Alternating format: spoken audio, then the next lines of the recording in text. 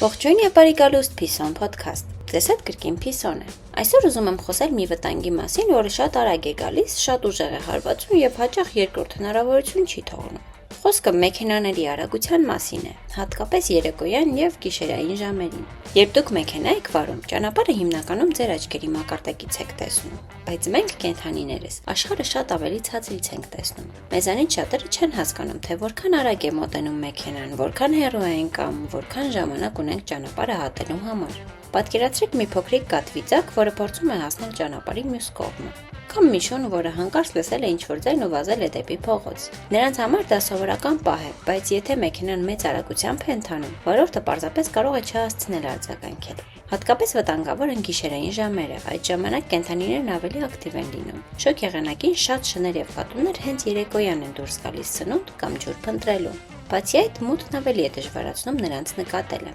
Հաճախ մտածում ենք, թե ճանապարհատրանսպորտային պատահարները միայն մարդկանց խնդիրն են։ Իրականում ամեն տարի հսկայական թվով կենդանիներ են զոհվում ճանապարհներին։ Շատ դեպքերում ոչ թե այն պատճառով, որ վարորդը վատ մարդ է եղել, այլ որովհետև պարզապես չի ունեցել բավարար ժամանակ կանգնելու համար։ Եվ այստեղ ամենահետաքրքիրն այն է, որ երբեմն ընդամենը 10 կամ 20 կիլոմետրով ավելի դանդաղ վարելը կարող է ամբողջությամբ փոխել իրավիճակը։ Այդ մի քանի վայրկյանը կարող է դառնալ այն տարբերությունը, որը թույլ կտա նկատել կենդանուն, արգելակել եւ կանխել դժբախտությունը։ Եթե բնակելի թաղամասում եք, եթե ճանապարհի կողքին այգի կա, եթե տեսնում եք բակեր կամ տարածքներ, որտեղ հաճախ կենդանիներ կան, արժե մի փոքր ավելի զգույշ լինել։ Այդ զգուշությունը գրեթե ոչինչ չի արժենում, բայց կարող է կյանք փրկել։